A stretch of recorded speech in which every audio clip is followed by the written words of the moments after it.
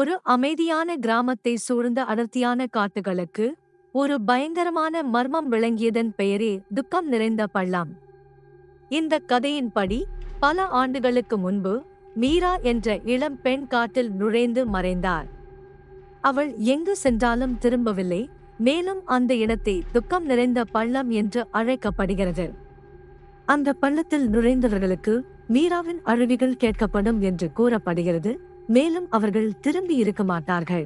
ஒரு மாலை கிராம மக்கள் மையத்தில் நெருப்பின் சுற்றுப்பகுதியில் கூடியிருந்தனர்.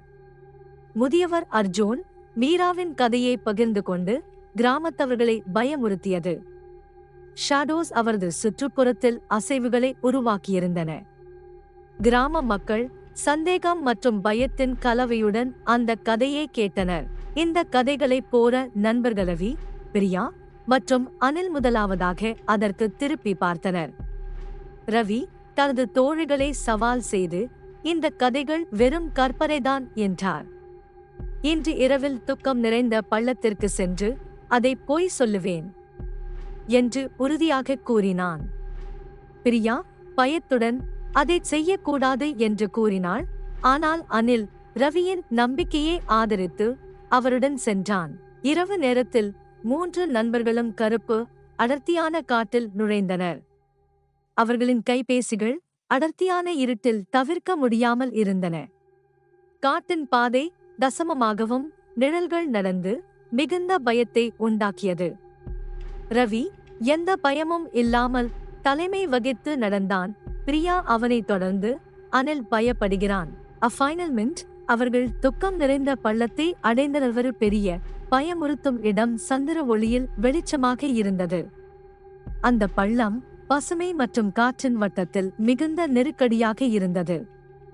ரவி இதை பாருங்கள், எதுவும் இல்லை என்று கூறி அங்கிருந்து மேலே சென்று பார்க்குமாறு கூறினான். பிரியா அங்கு சிக்கல்கள் மற்றும் பயங்களை உணர்ந்தாள். ஆனால் ரவி எதுவும் பார்க்கவில்லை. அந்த இடத்தில் ஒரு பழைய கெட்டு கட்டிடம் காணப்பட்டது.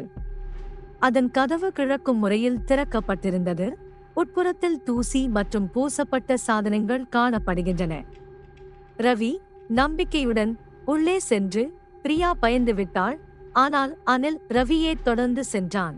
அந்த கட்டிடத்தில் நுழைந்தவுடன் காற்றின் வெடிப்பு நிகழ்ந்தது மற்றும் பார்வையில் அசைவுகள் தோன்ற ஆரம்பித்தன. மிகுந்த தூய்மையான ஒளி உள்கொண்ட நிழல்கள் மீரா என்கிற சோகமான ஆவியின் உருவத்தை வெளிப்படுத்தின. மீரா தனது சோகம் மற்றும் அன்றாட வாழ்க்கையின் பின்விளைவுகளுடன் அவர்கள் முன் தோன்றினாள்.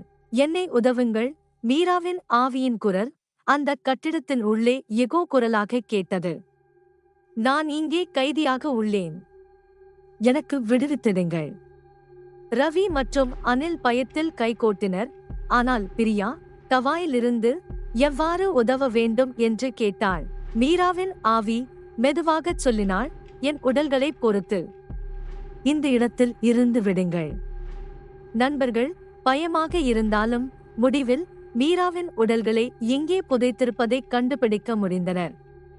அவர்கள் அங்கிருந்து ஒரு சாதாரண முறை கொண்ட பழைய ஆவிகளை கண்டுபிடித்து அவர்களை மதிப்புடன் விடுவித்தார்கள். காலை நேரத்தில் அவர்கள் கிராமத்திற்கு திரும்பிய போது exhausted but relieved. கிராம மக்கள் அவர்களை அன்புடன் வரவேற்றனர்.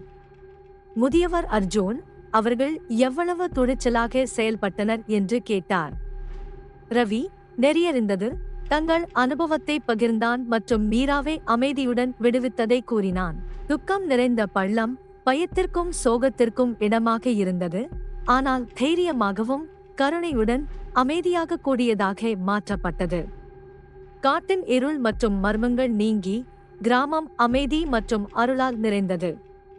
கடந்த காலத்தின் ஒலிகள் சுதந்திரமாக கிடைத்தன மற்றும் கிராமம் ஆற்றல் பெருகியது.